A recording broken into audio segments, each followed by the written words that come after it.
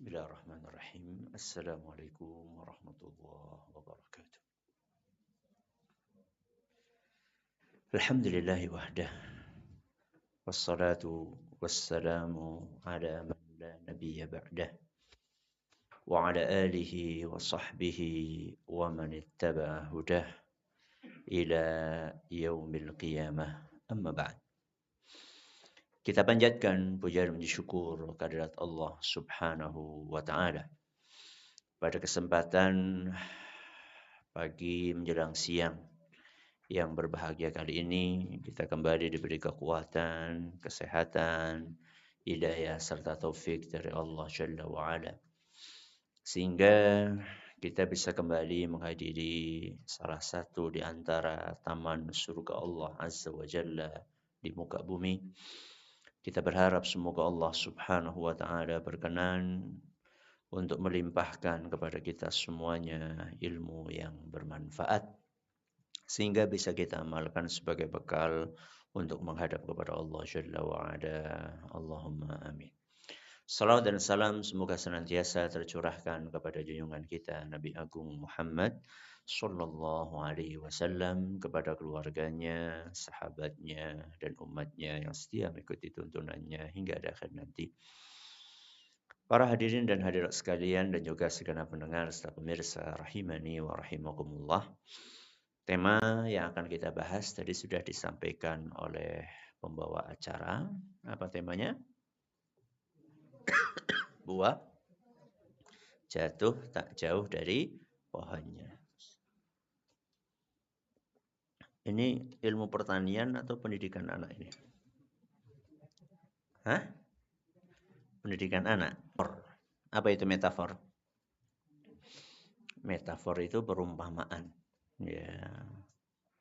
Pepatah yang menggambarkan bahwa karakter dan perilaku orang tua itu berpengaruh kepada karakter dan perilaku siapa? Anaknya. Buah jatuh tak jauh dari pohonnya. Pohon itu adalah ibarat dari orang tua. Kalau buah itu ibarat dari anak. Pohon ibarat dari apa? Orang tua. Anak diibaratkan sebagai buah. Jadi buah itu enggak jauh-jauh dari pohonnya. Karakter anak itu enggak jauh-jauh dari orang tuanya. Ya. Jadi buah itu kalau jatuh tidak jauh dari pohonnya. Buah pahit atau manis? Buah pahit atau manis? Hah? Dua-duanya. Jadi kalau pohonnya itu pahit, ya buahnya pahit. Kalau pohonnya manis, buahnya manis. Kalau buah yang manis banyak contohnya. Kenapa? Mangga, apalagi? Rambutan, terus durian. Kok jadi lapar? Nah, pepaya, ya itu yang manis. Kalau yang pahit apa? Mahoni, terus mojo, terus pare. Tapi kan sehat. Ya. Buah yang pahit itulah perilaku buruk. Buah yang manis itulah perilaku baik. Jadi ketika orang tua punya perilaku yang baik, maka insya Allah anaknya pun akan berperilaku baik. Seperti buah manis yang jatuh tidak jauh dari pohonnya yang manis. Begitu pula kebalikannya, perilaku buruk orang tua itu akan dicontoh oleh anaknya. Seperti buah pahit yang kalau jatuh pun juga tidak jauh dari pohonnya, dari induknya. Inilah kaidah umum di dalam mendidik anak. Pertanyaannya, Apakah akan terjadi dalam beberapa kondisi kaidah umum ini berbeda? Bisa. Kaidah umumnya adalah pohon itu kalau jatuh tidak jauh dari, buah itu kalau jatuh tidak jauh dari pohonnya. Ini kaidah umumnya. Tapi dalam beberapa kondisi akan berbeda. Apa berbedanya? Kadang-kadang karena dibawa kampret. Ya. Atau dibawa orang. Mangganya di Jogja, bijinya di mana? Di Purbalingga. Karena dibawa sama orang. Ini kaidah umum. Ya, ini kaidah apa? Umum. Kaidah umum itu kadang-kadang terlampaui dengan beberapa kondisi. Orang tua yang buruk akan tetapi anaknya baik. Atau sebaliknya. Apa sebaliknya? Orang tua yang buruk tapi anaknya baik. Apakah ini terjadi dalam sejarah? Terjadi. Apa contohnya? Sinten contohnya? Nabi Ibrahim. Putra dari Azar. Azar adalah seorang yang kafir, perilakunya buruk, akhlaknya buruk, akidahnya buruk, tapi punya anak, sinten? Nabi Ibrahim. Abul Anbiya, Imamul Hunafa. Pemukanya para ahli tauhid, ayahnya para nabi. Ternyata terlahir dari orang tua yang kafir, bahkan pembuat berhala. Atau sebaliknya, orang tuanya baik, anaknya buruk. Contohnya Nabi Nuh alaihissalam. Seorang yang sangat sabar, bahkan termasuk ulul azmi minar rusul. Tapi ternyata putranya tidak mau beriman. Siapa putranya? Ada beberapa riwayat. Ada yang mengatakan Kan'an, ada juga yang mengatakan Yam. Apa? Yam. Jadi ada riwayat di beberapa kitab tafsir mengatakan anak itu namanya Kan'an. Ada pula beberapa riwayat mengatakan anak itu Yam. Berarti kaidah umum itu dalam beberapa kondisi tidak berlaku. Kenapa tidak berlaku? Karena Allah menghendaki tidak berlaku. Maka jangan hanya mengandalkan keteladanan di dalam mendidik anak. Tapi kita juga harus berdoa. Berarti ada berapa faktor? Ada berapa faktor? 2. Yang pertama adalah nopo? Keteladanan. Dan yang kedua adalah doa. Inilah materi pengajian kita pagi hari ini. Sudah selesai nggih? Alhamdulillah. Jadi kalau pengajian sama saya itu bisa mau yang simpel boleh. Ini udah selesai nih. Intinya udah selesai dapat ini. Ya. Setuju? Setuju? Ya. Malah ada yang baru datang. Ya. Ini kaidah umumnya. Jadi pahami dulu kaidah umumnya. Kerangkanya seperti itu. Jadi, namun Allah Azza wa Jalla terkadang tidak menghendaki itu terjadi. Untuk apa kok Allah menghendaki itu tidak terjadi? Untuk memberikan penjelasan kepada kita bahwa yang menentukan adalah Allah. Bukan apa? Usaha lahiriah manusia. Bahwa yang menentukan anak ini dapat hidayah atau tidak dapat hidayah. Anak ini akan beriman atau tidak beriman. Anak ini akan nurut atau tidak nurut adalah Allah Subhanahu wa ta'ala. Oke. Banyak di antara kita mengeluh bahwa mendidik anak di zaman ini susah atau gampang? Susah. Kenapa susah? Karena tantangannya, rintangannya, godaannya lebih besar. Subhanallah. Ketika saya masih SD, saat itu ayah kami, Ustaz Zaini Muhayyad rahimahullah, menjadi pengasuh pesantren. Santrinya nggak banyak, sekitar 200-300 gitu.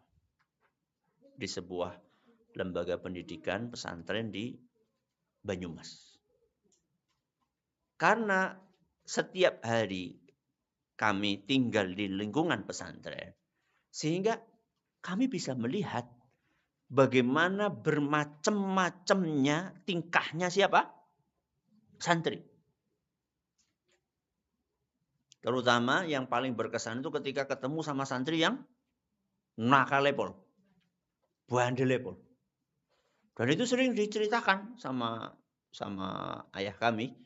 Ya, ketika makan, ketika lagi duduk, si santri fulan nih kayak gini. Sampai saya itu saat itu berpikir, wah, jadi pengasuh pesantren itu berat atau ringan? Berat. Menghadapi anak yang perilakunya macam-macam.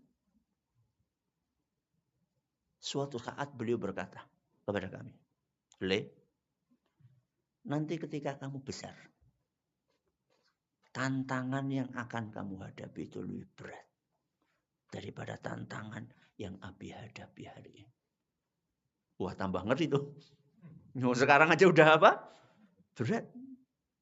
Saat itu saya masih SD ya, gambaran saya apa iya. Karena minim pengalaman, minim ilmu. Dan ternyata apa yang disampaikan oleh beliau, ya kita rasakan hari ini.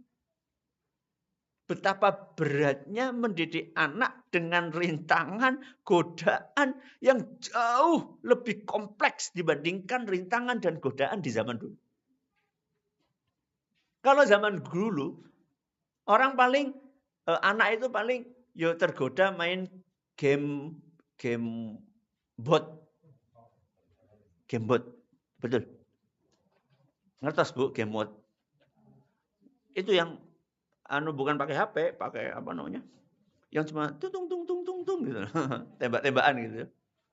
Itu pun sudah melalaikan. Dan saya ingat saat itu TV yang ada di rumah itulah TV hitam putih.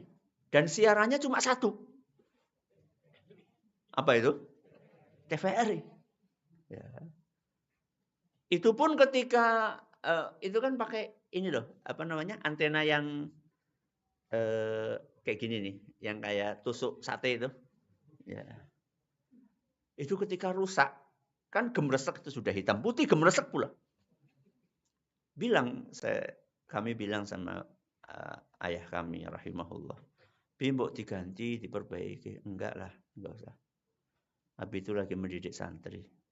Jadi kamu juga harus nurut. Enggak enak banget saat itu. Padahal sudah seperti itu, baru seperti itu saja sudah mendidik anak itu enggak gampang. Apalagi di zaman ini. Yang godaannya jauh lebih berat. Nah. Dulu itu kalau mau nonton film harus kemana? Bioskop. Ya. Atau nunggu layar tancap. Dan di bioskop itu kan ada film 17 tahun ke atas. Ya. Jadi kalau mau beli tiket di bioskop itu akan dilihat ini anaknya besar apa kecil sehingga jinjit. Biar bisa beli yang 17 tahun ke atas. Effort yang dikeluarkan untuk nonton film itu dulu berat. Itu pun sudah lumayan susah untuk mendidik anak. Nah sekarang pertanyaannya, mau nonton film hari ini, bagaimana caranya? Ya tinggal buka apa? HP. Gak perlu pergi jauh-jauh kemana? Ke kota. Cukup di dalam kamar, buka HP, ada jaringan internet, gak ada jaringan internet nyari yang gratisan, wifi gratisan. Walaupun harus nge-crack wifi-nya tetangga, Mendidik anak di zaman ini jauh lebih berat. Sehingga tidak sedikit orang tua yang kemudian frustasi. Bahkan tidak sedikit di antara orang tua yang menyerah lalu putus asa. Kenapa? Karena beratnya mendidik anak di zaman ini. Padahal seorang mukmin itu harus punya karakter pantang menyerah. Kenapa seorang mukmin punya karakter pantang menyerah? Karena dia yakin bahwa Allah tidak akan memberikan ujian melebihi kemampuannya. La yukallifullahu nafsan illa wus'aha. Allah tidak membebani seseorang kecuali sesuai dengan kemampuannya. Beban di sini kata beberapa masyayikh yang kami tanyakan kepada beliau-beliau, itu bukan hanya beban syariat, tapi juga beban ujian hidup, ya takdir. Ya, beban syariat ya sholat, itu Allah kalau ngasih kewajiban ya masih sesuai dengan kemampuannya. Ini adalah beban. Dan juga termasuk beban takdir. Ya, syariat sama takdir. Bahwa Allah kalau ngasih ujian kepada kita, itu tidak akan melampaui batas kemampuan kita. Jadi seorang mukmin itu punya karakter pantang menyerah. Kenapa? Karena dia yakin Allah tidak akan memberikan ujian kecuali sesuai dengan kemampuannya. Kemudian yang kedua, kenapa seorang mukmin itu nggak gampang menyerah? Modalnya adalah satu, keteladanan, dan yang kedua apa tadi? Doa. Ini kalimat berasal dari Syekh Abdullah Al-Ghudayyan rahimahullah. Apa yang pertama? Keteladanan. Yang kedua, doa. Jawaban dari beliau ini memuat inti pola pendidikan anak yang ideal. Jadi, sekalipun kita sudah khatam mempelajari teori pendidikan anak, kalau tidak ada dua hal itu, bakal mandul. Jadi panjangnya teori-teori pendidikan yang dipelajari di bangku perkuliahan atau diajarkan di dalam pelatihan-pelatihan di hotel-hotel mewah itu intinya sebenarnya cuma dua. Apa yang pertama? Keteladanan. Yang kedua, doa. Kita bahas satu persatu. Apa yang pertama? Keteladanan. Kenapa kok harus ada keteladanan? Karena anak kecil, bahkan manusia secara umum, punya sifat dasar suka niru. Itu karakternya anak kecil atau orang besar? Kecil atau besar? Dua-duanya. Kalau ibu-ibu suka niru atau tidak? Suka. Coba sih lihat. Kalau sudah ngaji kayak gini, di antara yang diperhatikan oleh ibu-ibu apa coba? Baju. Bajunya siapa? Bajunya temannya. Teman sebelahnya. Kalau nggak percaya coba sekarang lihat tuh. Mulai tengok-tengok tuh. Mereknya apa? Antum atau bukan? Gitu. Warnanya apa? Ya. Itu udah mulai itu. Niru. Besoknya ya apa? Kan aku belum punya baju yang warnanya hijau. Loh kan itu di mana? Di mana? Di lemari kan ada, Bu. Warnanya hijau. Ya tapi kan hijaunya bukan hijau Toskabi. Hijaunya hijau warna partai. Jadi manusia itu suka niru. Suka apa? Bahkan walaupun nirunya dalam hal-hal yang susah. Coba perhatikan. Gaya rambut. Ya. Yang selalu muncul hari ini itu kan susah-susah itu. Bayangkan. Cukur dengan gaya rambut tertentu harus membayar berapa ribu? 40. Wah, ketinggalan zaman ini. 400.000. Bayangkan, cukur 400.000. Kalau kita berapa? Hah? Gratis. Tahu nggak kenapa gratis? Bukan. Istri yang nukur.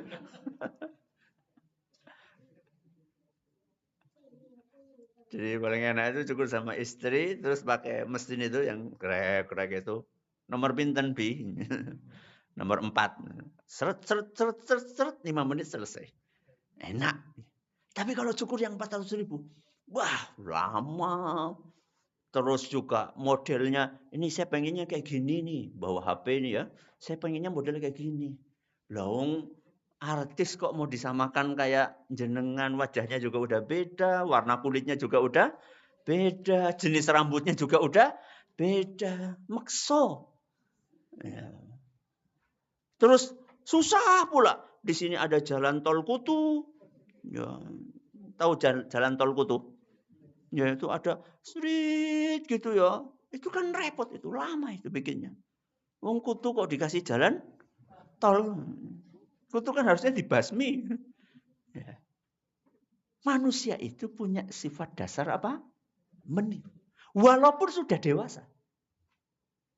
Walaupun sudah dewasa.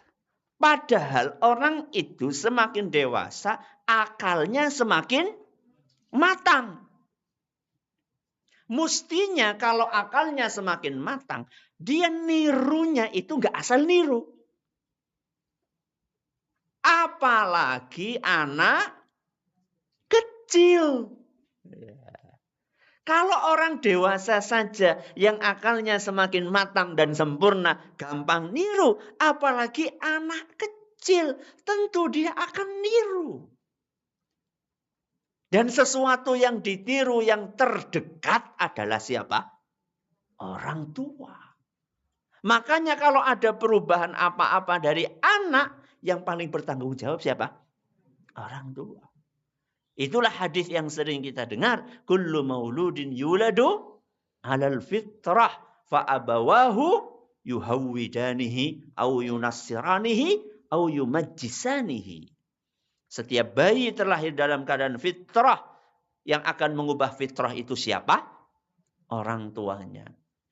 Yuhawwidanihi akan mengubahnya menjadi Yahudi atau Nasrani atau Majusi. Bukan teman. Tapi ternyata orang tua. Nah, terus orang tua itu harus ngasih teladan dalam hal apa? Sekurang-kurangnya dalam 3 aspek. Yang pertama adalah dalam aspek akidah. Yang kedua adalah dalam aspek ibadah. Dan yang ketiga dalam aspek akhlak atau muamalah. Pinten aspek? 3. Apa yang pertama? Akidah. Yang kedua? Ibadah. Yang ketiga? Akhlak. Mari kita bahas satu persatu.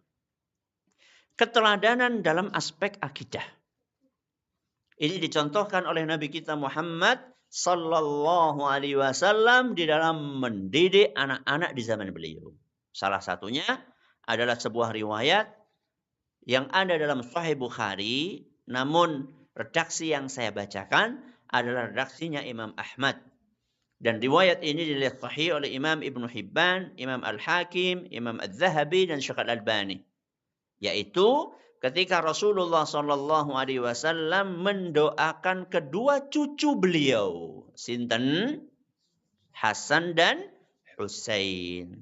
Apa kata Nabi SAW? U'idhukuma bikalimatillahi tammah min kulli syaitanin wahammah wa min kulli ainin lamah. Yang sudah hafal?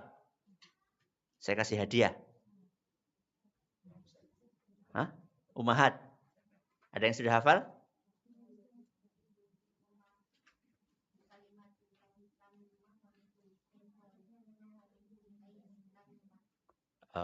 Lumayan. Ada salah dikit, tapi tidak apa-apa. Hadiahnya apa? Ada. Ini janjikan hadiah, malah tidak ada hadiahnya. Ada ya. Nanti cari panitianya Ibu ya. Jadi tadi itu yang keliru itu u'izukuma. Ya, jadi bukan u'izu bikuma. U'izukuma bikalimatillahi tammah. Terus min, bukan wa min. Min kulli syaitanin wahammah wa min kulli ainin lamah. Apa artinya? Aku memohonkan perlindungan untuk kalian berdua menggunakan kalimat-kalimat Allah yang sempurna. Dari apa?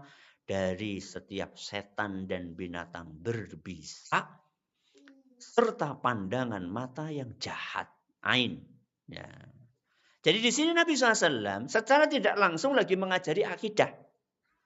Apa yang diajarkan kepada Hasan dan Husain? Bahwa perlindungan itu datangnya dari sinten? Allah. Jadi sejak kecil Hasan dan Husain itu sudah diajari ketergantungan kepada Allah. Bukan ketergantungan kepada makhluk.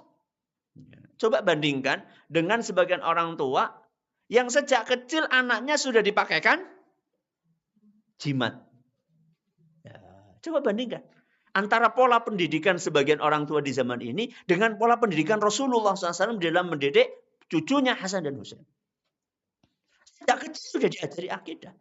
Diteladankan kepada putra-putrinya. Ya.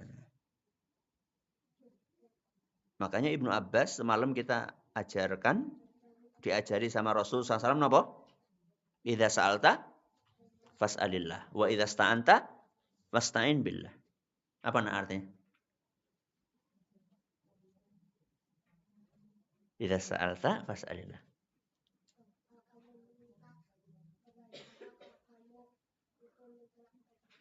Kalau kamu minta, mintalah. Terus kalau lagi butuh apa? Mintalah tolong kepada Allah. Itu dari kecil udah diajari. Tadi malam kita kasih contoh kan. Kalau minta uang saku sama orang tuanya gimana? Tadi malam pada datang nggak sih? Datang atau ngantuk? Ya, coba apa coba? Kalau anak minta uang saku sama orang tuanya gimana? Ayo nak, doa dulu sama Allah. Ya. Begitu sudah doa sama Allah, baru kita ngerokok saku. Ya. Yang diingat 2000-nya. Ini loh nak, kamu berdoa sama Allah. Terus akhirnya Allah menggerakkan hati orang tua. Nih uang saku buat kamu. Jadi dari kecil sudah dibiasakan anak ini untuk punya akidah bergantung kepada sinten Allah. Nah, ini aspek yang pertama. Kita pindah aspek yang kedua. Aspek apa? Kok doa? Belum. Aspek ibadah. Ya. Di antara yang menunjukkan bahwa orang tua perlu memberikan keteladanan dalam aspek ibadah adalah hadis yang diriwayatkan oleh Imam Bukhari dan Muslim. Di mana Nabi SAW bersabda, "Sallu ayyuhan nasu fi buyutikum." Wahai para manusia, salatlah di rumah. Wahai para manusia, salatlah di rumah. Manusia laki-laki apa perempuan? Hah? Nas itu artinya apa? Manusia itu laki-laki apa perempuan? Laki-laki dan perempuan. Wahai para manusia, salatlah di rumah. Fa inna afdhala salatil mar'i fi baitihi.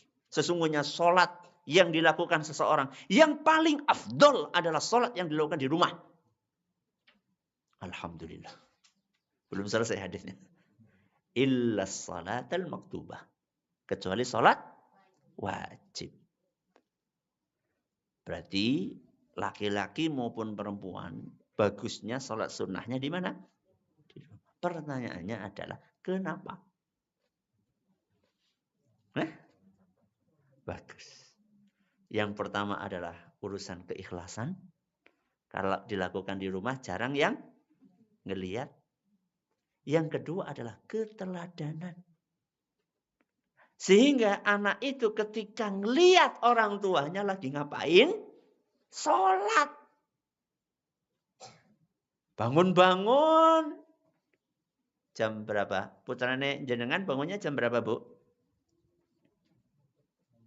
Jam pinten, Bu? Bar subuh? Kok bar subuh piye? Ya. Digugah angel. Seperti siapa? Seperti orang tuanya. Buah kan kalau jatuh nggak jauh dari pohonnya. Ya. Ketika dia melek, bangun jam 4, ternyata ngelihat orang tuanya lagi ngapain? Sholat. Indah atau tidak? Indah. Ya.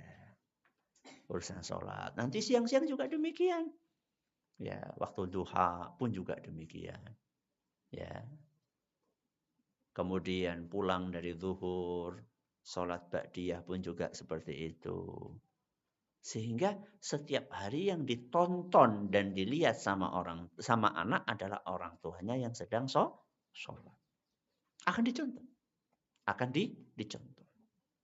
Makanya Nabi SAW memerintahkan kepada kita untuk nyuruh anak sholat umur berapa? 7 tahun. Berarti sebelum 7 tahun, apa yang kita lakukan? Memberikan contoh.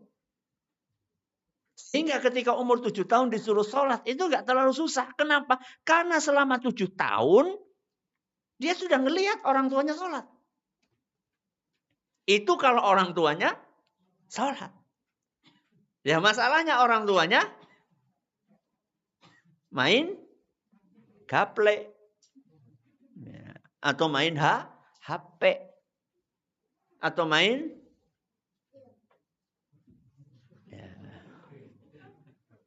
game. Ya. Atau kerjaannya cuma mancing. Atau main apa? Doro. Merpati. Akhirnya ya itu yang dicontoh sama anaknya. Oke. Termasuk aspek ibadah selain sholat adalah baca Quran. Di sini kan ada sabak, sabki, manzil gitu nggih? Betul ya? Betul. Iya nak, ada sabak, sabki, manzil ya? Masya Allah.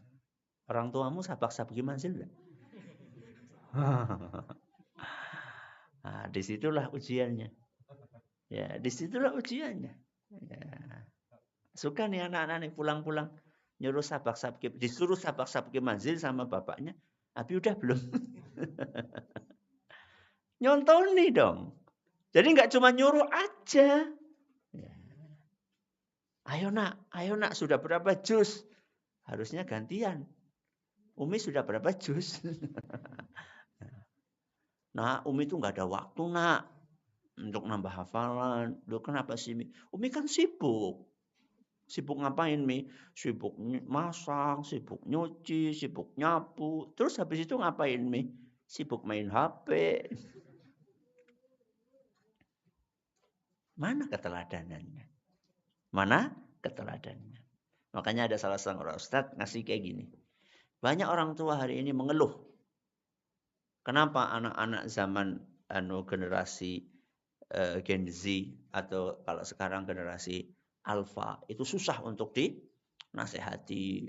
Mereka tergantung kecanduan gadget dan seterusnya. Maka kata Ustadz itu, loh kenapa anak-anak hari ini kayak gitu? Yo karena siapa? Orang tuanya pun juga kayak gitu. Jadi kenapa kok dahulu mbah-mbah kita punya anak-anak seperti bapak-bapak kita? Ya karena mbah-mbah kita dulu punya karakter yang luar biasa sehingga itu dicontoh. Coba sekarang saya tanya sama jenengan. Ada nggak nasihat-nasihat bapak kita dahulu yang sampai sekarang masih kita ingat? Bu? Ada. Bahkan mungkin banyak. Prinsip-prinsip hidup yang diajarkan oleh bapak dan ibu kita kepada kita. Sampai sekarang itu masih kita ingat. Dan kadang-kadang momen-momen itu adalah momen-momen yang di luar out of the box. Di luar apa? Di luar keumuman. Saya kasih contoh. Ketika kami mau nikah, ya, tahu nggak? Saat itu Ayah kami ngapain? Jam 1 malam bayangkan. Dibangunin. Leh, bangun. Itu udah kuliah di Madinah. Udah kuliah di Madinah. Semester berapa ya? 3 atau pokoknya baru setahun atau 2 tahun. Bangun. Nggih, Bi. Tahu nggak diajak kemana? Kemana? Hah? Kemana?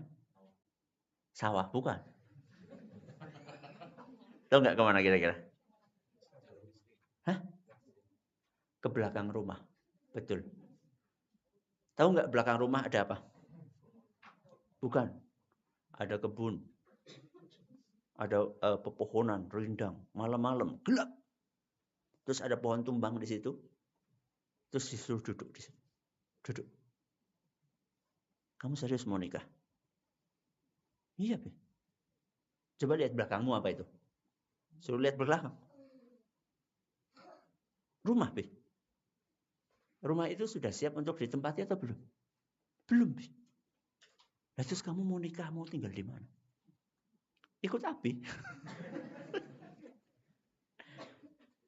Oh, berarti kamu nggak mau langsung pindah rumah gitu? Mboten, Bi. Ya wis. Enggak apa-apa. Itu tuh membekas sekali. Pertanyaannya adalah, apakah kita akan memanfaatkan momen-momen istimewa untuk memberikan nasihat kepada anak-anak kita? Coba siapa di antara kita para orang tua hari ini yang memberikan nasihat dari hati ke hati kepada anak-anaknya ketika lagi berdua? Atau justru malah masing-masing sibuk megang apa? HP. Momen kita makan bareng tuh. Misalnya suatu saat kita ajak anak-anak kita, istri kita untuk makan bareng di mana gitu. Sambil nunggu datangnya makanan. Pesen kan sambil nunggu datangnya makanan. Apa yang dilakukan? Semuanya main HP. Yo bapaknya, yo ibunya, yo mamase, yo adine. Bahkan sampai anak kecil. Masih umur 3 tahun. Sudah dipegangnya apa? HP. Bukankah itu momen yang sangat berharga? Bagi kita untuk memasukkan nilai-nilai, pesan-pesan, prinsip-prinsip. Ketika kita naik mobil bareng misalnya. Anak kita di samping kita. Kita yang nyopir. Bukankah itu momen istimewa untuk menyampaikan pesan? Atau ketika kita naik sepeda, anak kita bonceng. Atau kita naik motor, anak kita bonceng. Bukankah itu momen untuk menyampaikan nasihat-nasihat? Sebagaimana dahulu Nabi SAW menyampaikan nasihat kepada siapa tadi? Ibnu Abbas radhiyallahu anhuma. Kapan? Ketika diboncengkan di belakang Nabi SAW naik onta. Dan itu diingat betul sama Ibnu Abbas radhiyallahu anhu. Oke, ini aspek yang keberapa? Yang kedua. Aspek yang ketiga, aspek apa? Akhlak. Di antara dalil yang menunjukkan bahwa Nabi SAW itu sangat memperhatikan keteladanan dalam hal akhlak adalah sebuah hadis yang diriwayatkan oleh Imam Ahmad. Dan hadis ini dinyatakan sahih oleh Syekh Al-Albani. Yaitu sabda Nabi SAW, man qala li sabiyyin ta'ala haka. Barang siapa yang berkata kepada anak kecil, sinilah engkau, akan kuberi sesuatu. Tsumma lam yu'tihi. Tapi kemudian ternyata dia tidak jadi memberi. Fahiya kizbatun. Maka sesungguhnya perbuatan itu dianggap sebagai sebuah kebohongan. Jadi kalau kita manggil, Le, sini Le, sini. Nanti Abi kasih ya. Begitu anaknya datang, terus nggak jadi dikasih, maka itu adalah sebuah kebohongan atau kedustaan. Ini adalah keteladanan dalam aspek apa? Akhlak. Jadi tutur kata yang jujur itu harus dicontohkan oleh orang tua dalam kesehariannya. Menjaga lisan. Sehingga tidak mengucapkan kata-kata yang tidak pantas untuk diucapkan. Dari mana anak mendapatkan kosakata yang tidak pantas? Yang paling dekat adalah dari siapa? Dari orang tuanya. Dari mana anak-anak kita melihat cara duduk, cara ngomong, cara bersikap yang tidak terpuji kalau dia tidak melihat dari orang tuanya. Coba sekarang betapa banyak anak yang dibiarkan sama orang tuanya duduk di atas, sedangkan ibunya duduk di bawah. Sering terjadi? Sering. Wah, kalau zaman dulu itu aib besar. Kok bisa-bisanya anak duduk di atas, orang tuanya di mana? Di bawah. Nah, yang seperti ini kita contohkan atau tidak kepada anak kita? Adab antara anak dengan orang tua, adab dengan tetangga. Coba kita perhatikan. Anak-anak kita ini kalau mau keluar rumah, biasanya salah satu hobi anak main sepeda. Ya, main sepeda. Coba siapa di antara anak-anak kita, ketika dia akan naik sepeda, kita pesen nilai, nanti kamu itu ketika keluar rumah, kamu akan lewat rumah tetangga. Jangan lupa nak, kalau lewat rumah tetangga, tetangga ada di depan. Jangan lupa apa? Salam. Ada di antara kita yang ngasih pesan seperti itu? Hah? Makanya sekarang anak-anak ikhwan, anak-anak akhwat, adabnya kurang. Bahkan kadang-kadang lebih beretika anak orang awam. Anak orang awam itu lebih beretika kadang-kadang. Anak-anak kita sekarang warwer. Tahu warwer? Bludas, bludus. Ada orang tua, ada kakek nggak peduli. Us jalan duk gitu. Ya. Seakan-akan samping kanan kiri itu bukan manusia tapi tiang listrik. Harusnya itu tiang beneran gitu. Tiang maksudnya manusia gitu. Ya. Tiang sepuh gitu harusnya. Ini tiang listrik. Kenapa? Karena kita nggak ajarkan kepada anak kita. Lewat begitu saja. Harusnya kan, nak coba lihat tuh. Itu depan rumah itu ada tetangga. Lagi nyapu. Kalau kamu lewat tuh, Assalamualaikum. Monggo. Sehat ibu, sehat bapak. Ya. Sawuk nyapu nggih. Iya nyapu, gara-gara nyapu. Itu namanya basi. Ya. Udah, selesai nggih. Ini pembahasan tentang poin yang pertama yaitu keteladanan. Apa poin yang kedua? Doa. Ya. Kenapa kok kita harus iringi dengan doa? Karena yang memegang kekuasaan mutlak di alam semesta ini adalah sinten? Allah. Jadi sekeras apapun usaha kita, sekuat tenaga kita berusaha untuk menasehati. Kalau Allah enggak menghendaki hati anak kita berubah, maka tidak akan berubah. Maka jangan terlampau mengandalkan upaya pribadi sendiri. Yang bisa melembutkan hati anak kita adalah sinten? Allah. Yang bisa mencabut dari hati anak kita kecanduan gadget adalah sinten? Allah. Maka berdoalah, bersimpuhlah, menghibalah, merintihlah kepada Allah. Jadi jangan sampai kelewat sehari untuk mendoakan anak kita. Ya. Apalagi di waktu-waktu yang mustajab. Contohnya apa? Sepertiga malam terakhir. Terus apa lagi? Jumat sore. Apa lagi? Antara azan dengan iqamah. Terus? Ketika hujan. Terus?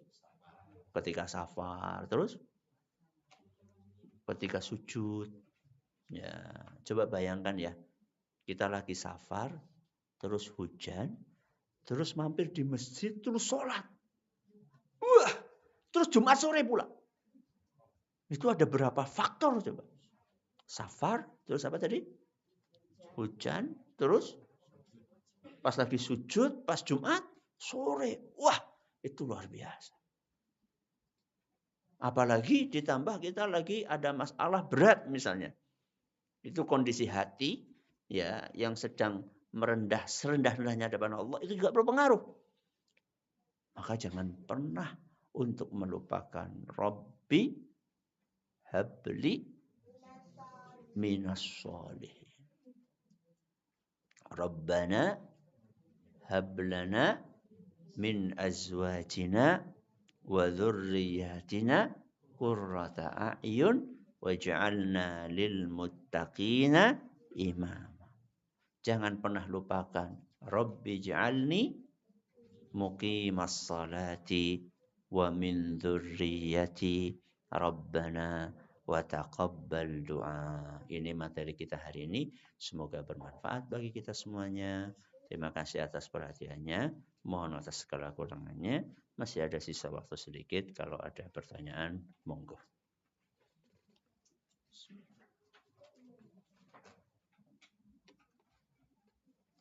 Dipersilakan untuk para bunda, para umat untuk bertanya. Bisa langsung di lantai 1, monggo.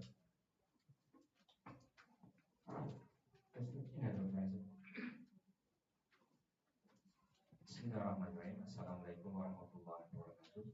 Assalamualaikum warahmatullahi wabarakatuh. Apa izin bertanya, Ustaz, bagaimana seandainya ayah dan ibu berbeda dalam pemahaman dalam mendidik anak? Ayah banyak memberikan keteladanan yang tidak baik.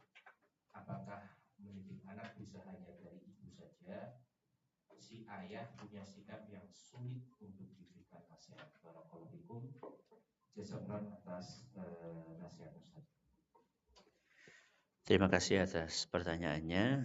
Jadi ada kondisi ideal, ada kondisi tidak ideal.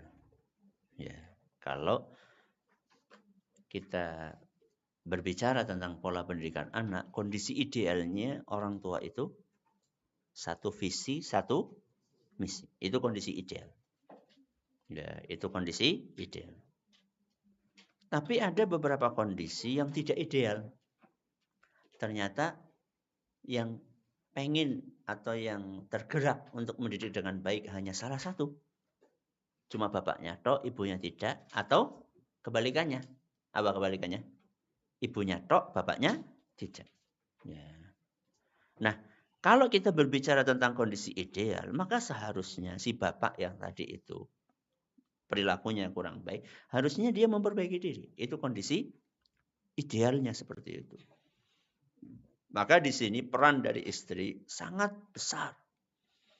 Kesabaran istri untuk memberikan nasihat kepada suaminya itu sangat penting. Ya.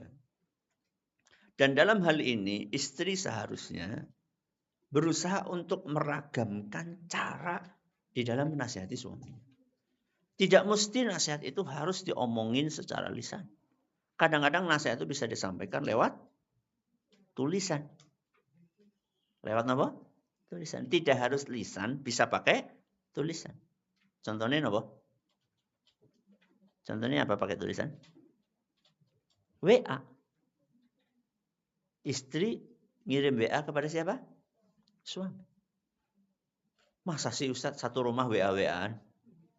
Boleh atau tidak? Boleh. Karena ada sebagian istri mau menasihati suaminya, baru ngelihat kumisnya gerak-gerak sudah apa? Udah takut. Ya. Akhirnya pakai WA. Ya. Jadi bisa apa seperti itu? Bisa pakai lisan langsung, bisa pakai WA, atau dia minjem lisannya orang lain. Caranya gimana? Nyetel kajian. Nyetel kajian. Dan ketika nyetel kajian pun juga nggak usah ngomong, Bi dengerin nih. Nasihat buat Abi. Seakan-akan kayak dia lagi dengerin buat diri sendiri. Tapi suaranya agak dikerasin dikit supaya abinya yang lagi mainan burung merpati tadi itu ya ikut apa? Ikut mendengar. Ya, siapa tahu dapat hidayah. Jadi meragamkan nasihat buat suami. Kemudian di antara hal yang penting juga untuk mencapai kondisi ideal adalah mendoakan suaminya. Ya. Sebagaimana yang bisa mengubah hati anak adalah Allah, yang bisa mengubah hati suami juga sinten? Allah. Maka jangan putus asa untuk mendoakan. Dah ya. Ini kondisi idealnya. Nah, dalam kondisi tidak ideal seperti yang tadi ditanyakan, apakah mungkin anak tetap dididik dalam kondisi seperti itu? Mungkin. Mungkin. Jangankan salah satunya tidak ideal. Lawang dalam kondisi suami istri rusak dua-duanya, bisa terlahir anak yang baik. Apalagi salah satunya baik. Ya. Apalagi salah satunya baik. Makanya kita kadang-kadang mendengar ada cerita seorang tokoh, seorang yang alim, itu ternyata terlahir dari broken home. Yang bapak ibunya nggak peduli sama anaknya. Bisa terlahir seperti itu. Artinya itu bukan kondisi ideal, tapi Allah menghendaki itu bisa terjadi. Gitu. Keluar dari kaidah apa? Kaidah umum. Ya. Maka Anda seorang ibu yang sedang mengalami ujian seperti berat yang seperti tadi, jangan pesimis, tetap bisa.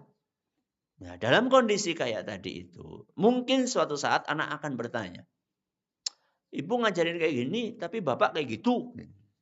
Ibu ngajarin sholat, bapak juga enggak sholat. Ibu ngajarin saya untuk terus sholat tepat waktu, bapak aja sholatnya telat-telat. Nah, menghadapi hal yang seperti itu, maka seharusnya seorang ibu yang bijaksana, dia akan mengatakan, iya nak, doain ya. Doain. Jangan malah jadi kompor.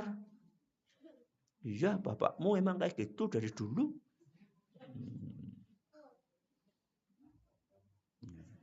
Itu malah menumbuhkan kebencian. Enggak, justru, ayo nak, iya. Bapakmu mungkin ya belum dapat petunjuk dari Allah. Doain bapakmu. Nah, jadi ini dua kondisi ideal dan tidak ideal. Baik. Pertanyaan kedua, Bismillah. Assalamualaikum warahmatullahi wabarakatuh. Waalaikumsalam. Assalamualaikum warahmatullahi wabarakatuh.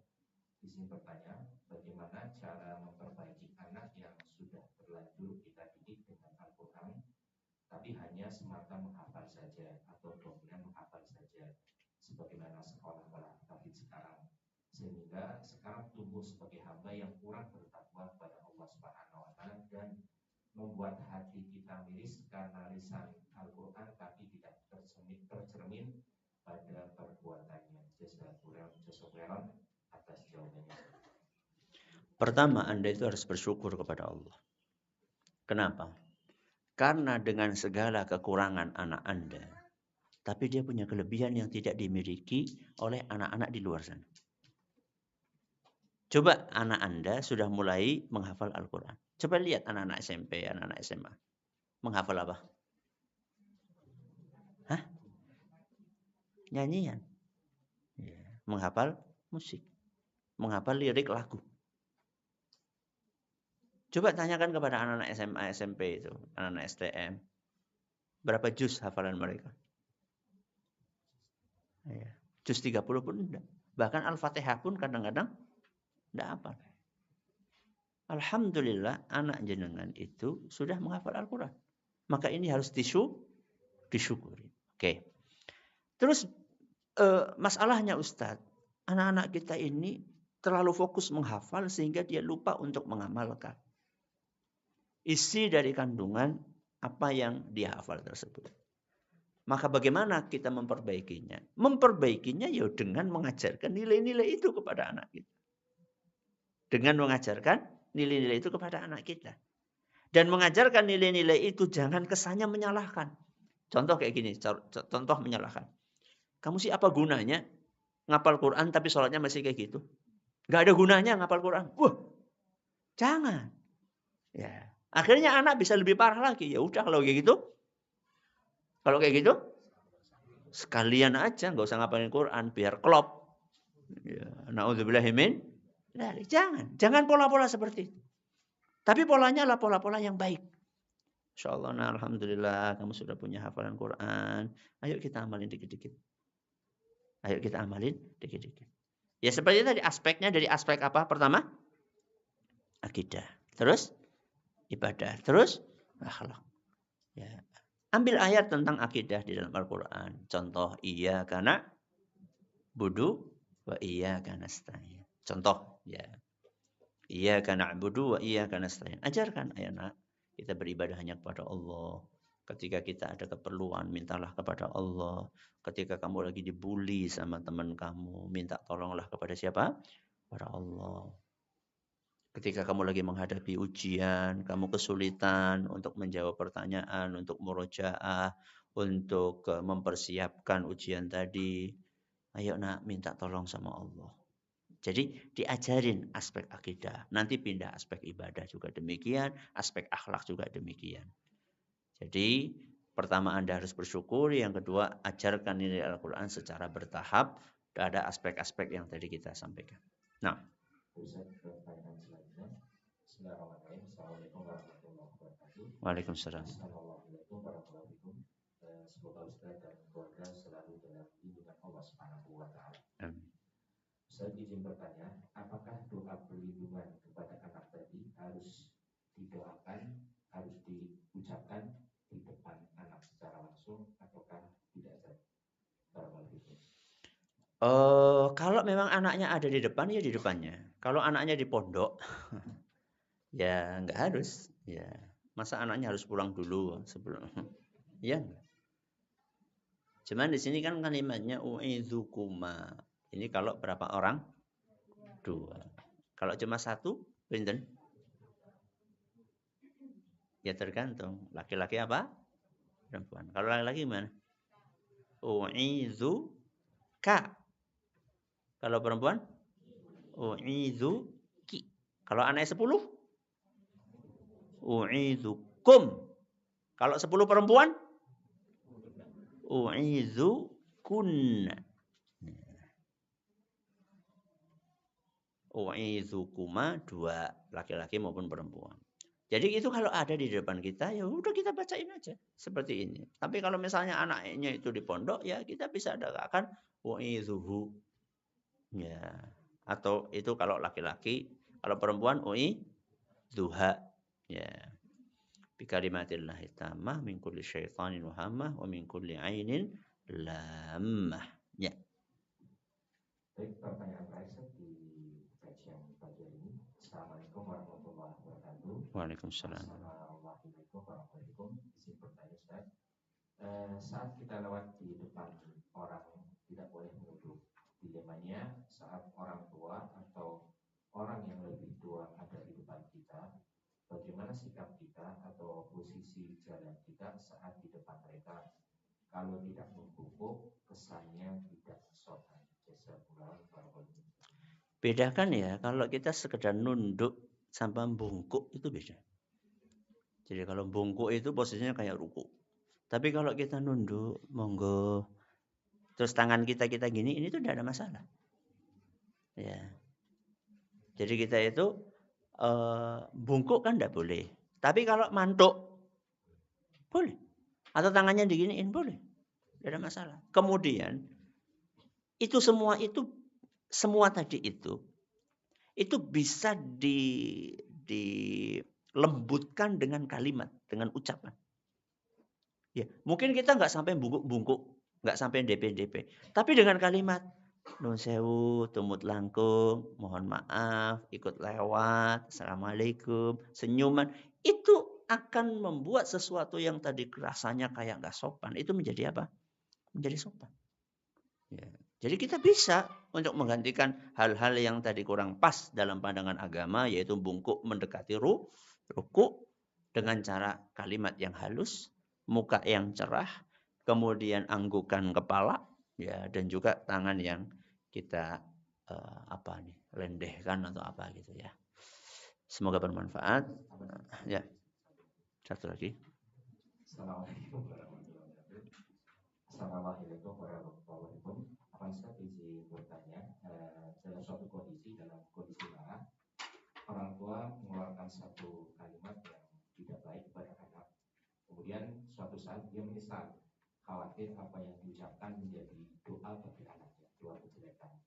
Apa yang harus dilakukan oleh orang tua agar apa yang telah diucapkan tidak berpengaruh buruk kepada anaknya? Waalaikumsalam warahmatullahi atas jawabannya.